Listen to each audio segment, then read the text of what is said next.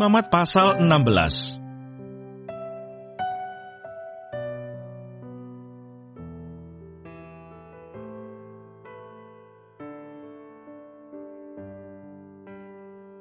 Hari Raya Pendamaian.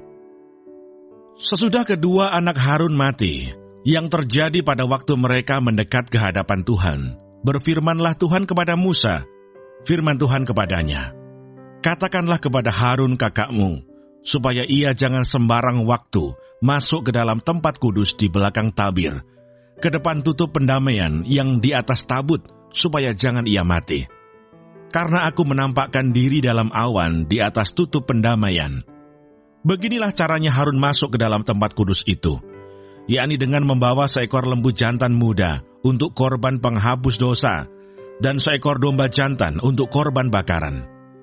Ia harus mengenakan kemeja lenan yang kudus, dan ia harus menutupi auratnya dengan celana lenan, dan ia harus memakai ikat pinggang lenan, dan berlilitkan serban lenan.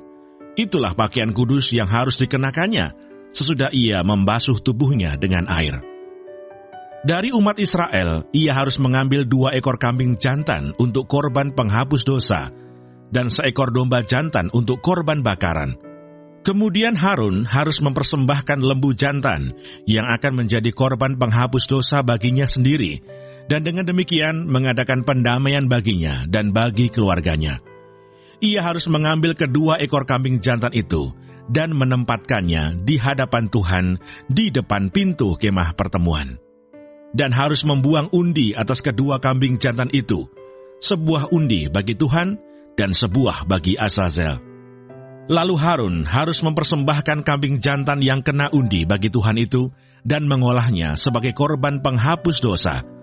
Tetapi kambing jantan yang kena undi bagi Azazel haruslah ditempatkan hidup-hidup di hadapan Tuhan untuk mengadakan pendamaian, lalu dilepaskan bagi Azazel ke padang gurun.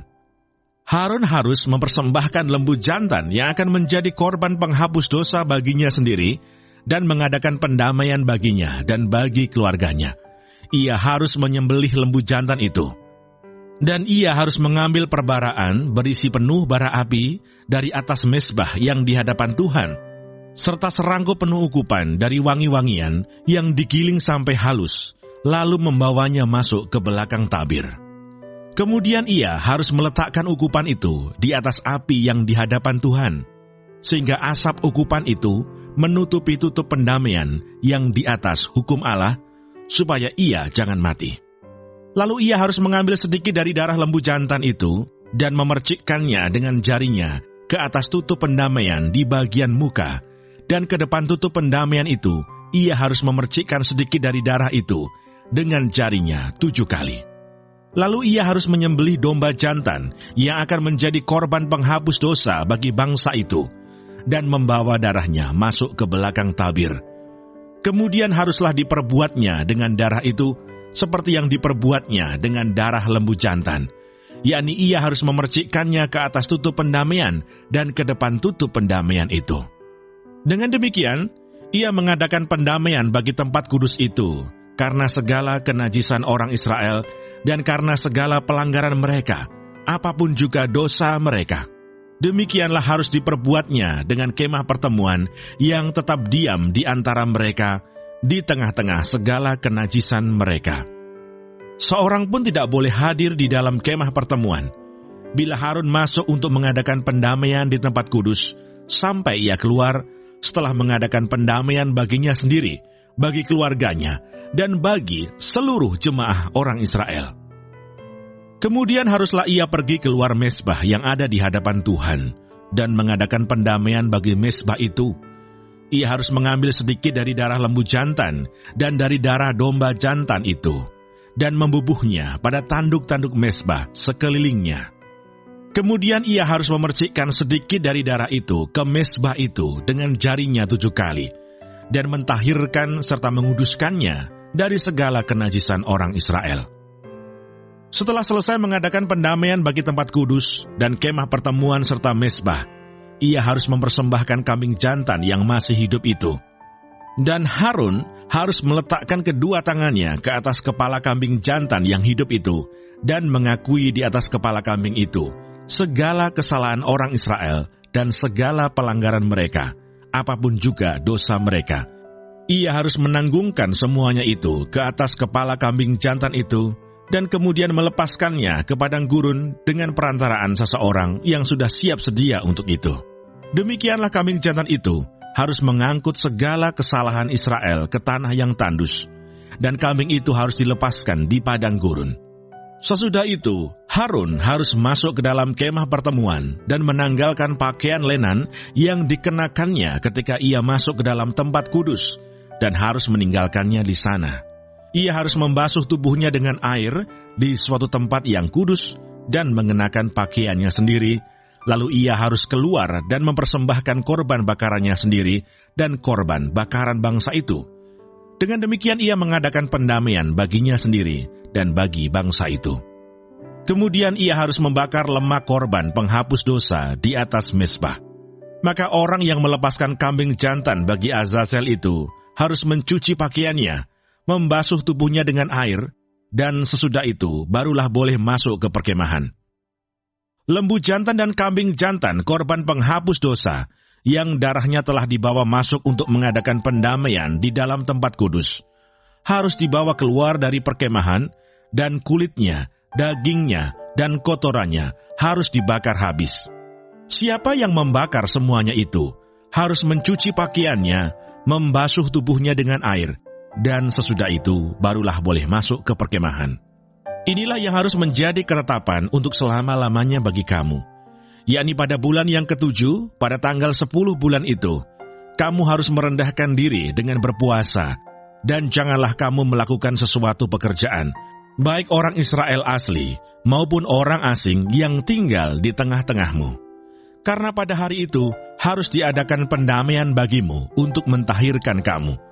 Kamu akan ditahirkan dari segala dosamu di hadapan Tuhan.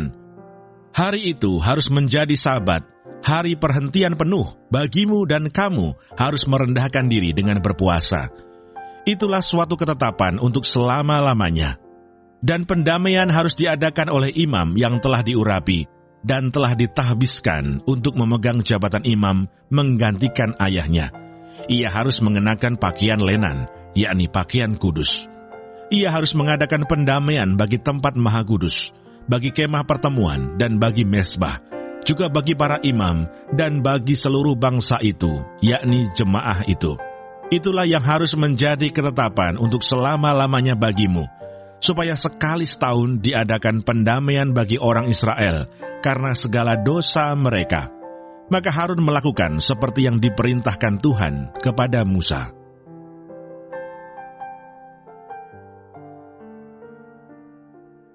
Imamat pasal 17.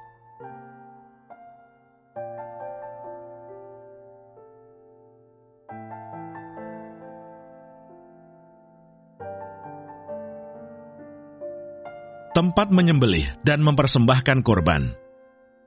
Tuhan berfirman kepada Musa, "Berbicaralah kepada Harun dan kepada anak-anaknya, dan kepada seluruh orang Israel, dan katakan kepada mereka, inilah firman yang diperintahkan Tuhan.